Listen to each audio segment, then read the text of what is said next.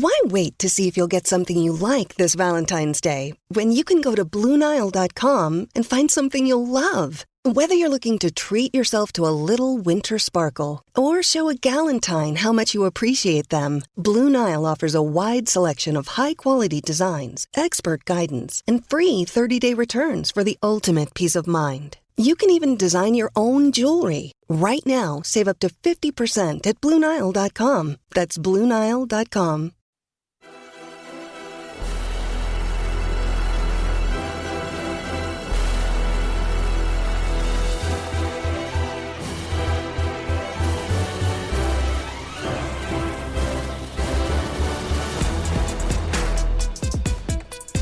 American soccer fans, what's going on? Welcome to episode 38 of the Stars and Stripes FC podcast. Donald Wine here, co-manager of Stars and Stripes FC, your source for everything U.S. national soccer teams, the players that comprise them, and everything else surrounding the beautiful game in our country. Welcome to Black History Month. It's also the month of SheBelieves Cup. We will review the roster put forth by Vlatko Andonovski this week. Before that, there was also a lot of wheeling and dealing for men's national team players at the winter transfer deadline in Europe. We will review some of those, but before we jump into the first week of February, let's recap what happened on the last day of January, and that is the men's national team took on Trinidad and Tobago in Orlando on January 31st. It was a wonderful night for the Americans. They thrashed Trinidad 7-0. That's right, 7 goals. We had 2 by Jesus Ferreira, Jonathan Lewis, and Paul Arriola. And then the 7th goal was by Miles Robinson. So we had some great performances, especially in that front line, as I mentioned. Ferreira, Lewis, and Arriola each had a brace, and all of them looked great. After the game, I spoke with Jesus Ferreira in the media press conference asking him about that chemistry, and he mentioned that the chemistry was on point, especially between him and Paul Arriola.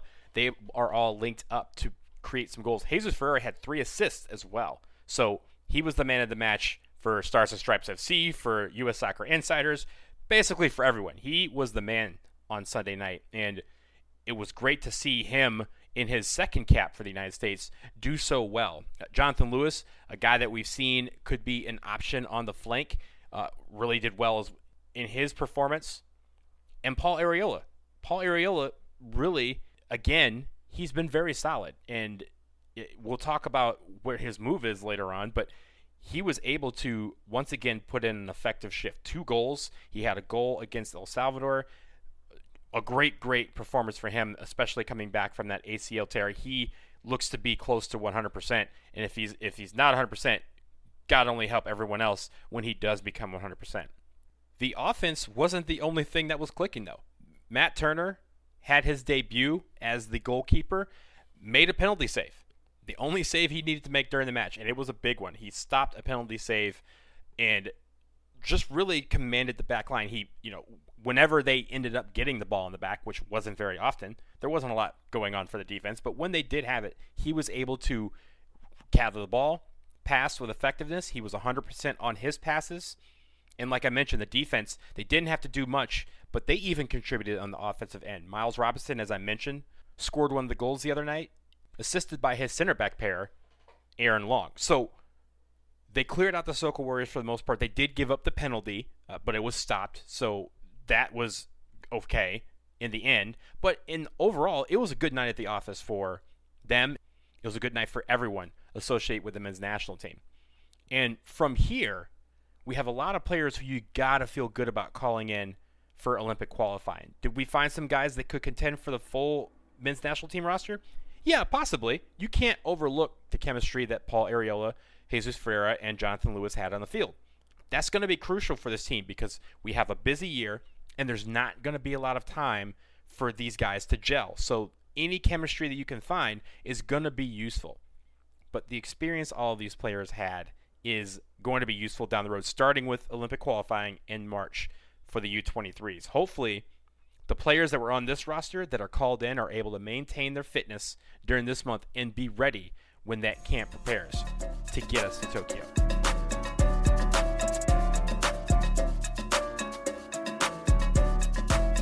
Moving on, sticking with the men's national team, we did mention that there are a lot of men's national team players who made a move on the club level. And just on the last day, it wasn't necessarily a wild transfer window overall, but for the men's national team and anyone associated with it, it was pretty busy. I want to start with one that was particularly interesting, and that is Daryl Dike going to Barnsley on loan from Orlando City. Now, you're thinking, okay, that's fine. He went to Barnsley. He's going to a championship team. Should be a decent move for the youngster. But this move wouldn't have happened if he did not feature in the men's national team match on Sunday night. Because he did that, and he entered as a substitute late, he earned enough points to get a work visa from the UK. That's amazing. That's heads up by the coaching staff, Greg Berhalter, heads up by his agent, heads up by everyone to make sure that this became a possibility. All he needed to do was step onto the field and play. And he did that, and because of that, this Barnsley loan happened. And it could turn into a permanent deal. Now, the permanent deal number is amazing. It's $20 million for 80% of his rights, which basically means a sell-on fee of some sort. That's a lot of money. I don't know if Barnsley has that kind of money. I don't know if this is just, hey, we're just going to send him over on a short-term loan, given the MLS negotiations for the collective bargaining agreement, or if this is something where DK thinks he can make it, or that Barnsley thinks he can make it. Already, Dane Murphy, the technical director for Barnsley, has said that DK is fielding offers from Premier League teams. So obviously he's being monitored by a lot of people across the pond. We'll see if he can make the most of his time in Barnsley and use that to maybe enter a new deal somewhere else. Brian Reynolds went back and forth on where he was going to end up. He ended up in Roma. Technically, it's a loan that will basically convert to a permanent transfer. Think the kind of deal that Weston McKennie has with Juventus, where it's almost guaranteed or assured that it will convert at some point. But Brian Reynolds is off to Roma, and he becomes the latest American to go to Serie A, which is great. And he's going to look great in those Roma jerseys. DeAndre Yedlin, a weird situation with him in Newcastle. Newcastle forgot to reapply for his work visa, so they lost it. And in the end, it forced him to make a move. And even though he had started to come on a little bit more for Newcastle and started to see the field more, he ends up going to Galatasaray on a free transfer. He goes to the Turkish Super League, joins Tyler Boyd, who also went on loan to Sivasspor from Besiktas. So we have two in the Turkish League now. So if you have BN Sports, you get to watch more Americans in the Turkish League. But DeAndre Yedlin moving to Galatasaray is not necessarily something that will affect his standing with the men's national team. He's kind of been out for quite a bit and doesn't look to be one of those guys you call back in. But it's good to see him getting a place where it's a big club in Turkey, one of the biggest, and he could possibly be playing Europa, Champions League in the future. This is what we want our guys to be in. Places where he can play well for teams that are playing in big competitions, and Yedlin's going to get his fair share of them at Galatasaray. Chris Richards, moving from Bayern Munich to Hoffenheim on loan. It's a short-term deal. There is no purchase loan agreement in place for this. So I think Bayern wants him back, which is good because we want to see him play at Bayern. We want to see our guys at the biggest clubs in the world. Richards started out so well. He didn't get a lot of playing time lately, which is why Hoffenheim called and said, hey, we'll take the kid for a few months and get the playing time that he needs. This is what we want him to be, in a position where he's playing every week, staying match fit so that he can factor into a lot of things. U-23s for Olympic qualifying, and even the men's national team down the road for the Gold Cup, Nations League, and World Cup qualifying. And finally, Paul Arriola. We did mention him, of course, as he had the brace against Trinidad and Tobago. He used that to parlay into a loan to Swansea City. Yes, he joins Jordan Morris, who, as we know, joined Swansea on loan as well last week.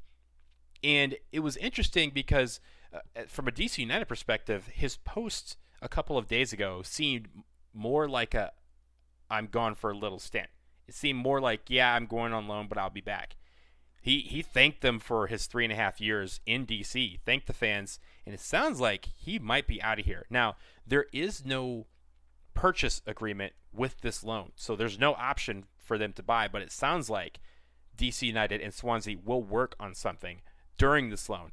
That makes a lot of sense because Swansea City and DC United are owned by the same two guys. So it's just money transferring from one pocket to the other. But it sounds like Paul Arriola is desperate to make this work and go abroad to Swansea and stick with the Swans. So it would be great to see Swans America. We now have a new American team in the English system. Technically Wales, but it's their system, not ours. But Jordan Morris and Paul Arriola and Swans America are your new team to follow if you are a fan of the men's national team. We will pause for a quick break, but on the other side, She Believes. Who made the roster? We'll tell you after this.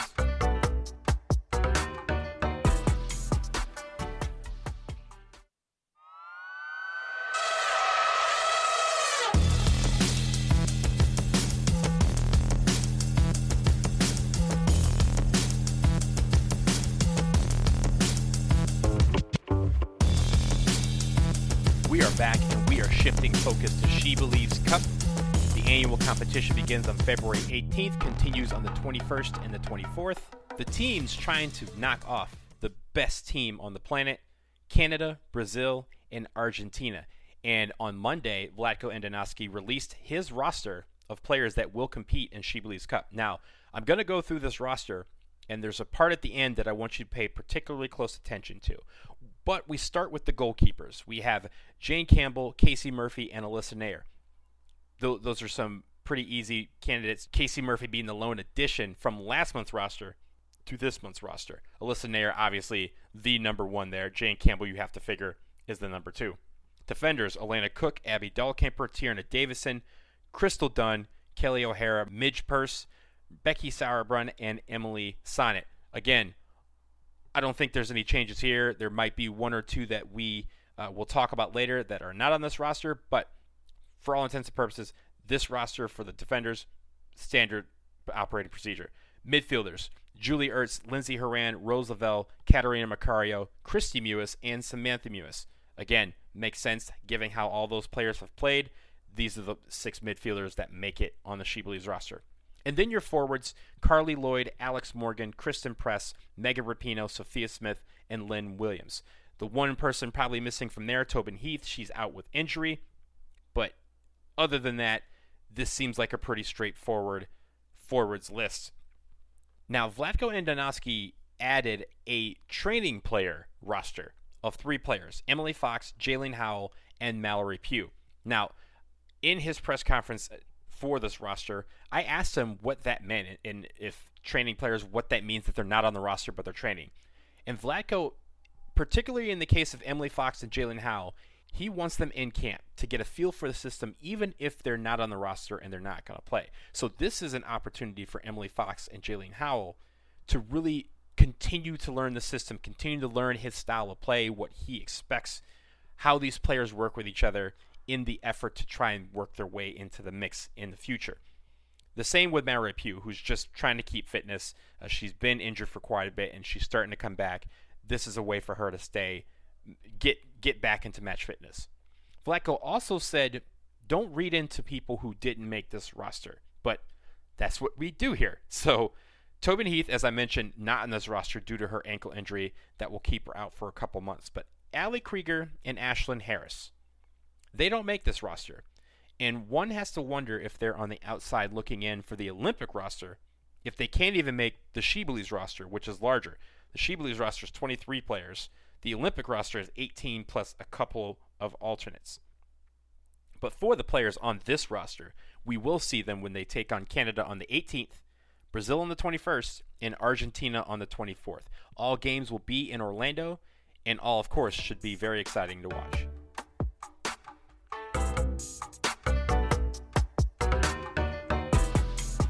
To wrap up this episode, it is Black History Month, and as I've done the past few years, I am bringing you 28 articles on Black soccer history, one each day this month. It's a great chance for you to either relive some of the stories that you are familiar with and learn about some of the stories that you don't know about. During this Black History Month, it's not only important to learn about our past, but use it to educate our future so that we as a society can unlearn the norms that have inhibited the advancement of black people in this country for far too long. We have a hub on the front page at starsandstripesfc.com, so I invite you all to please check out those articles that have been done over the last 3 years. And as we add articles throughout the month, they will be posted on that hub. Definitely share them with your soccer circles. Next week, we do have a special interview coming that I'm really excited about that will be a part of this Black History Month series. But for now, that will do it for episode 38 of the Stars and Stripes FC podcast. We will talk to you all next week.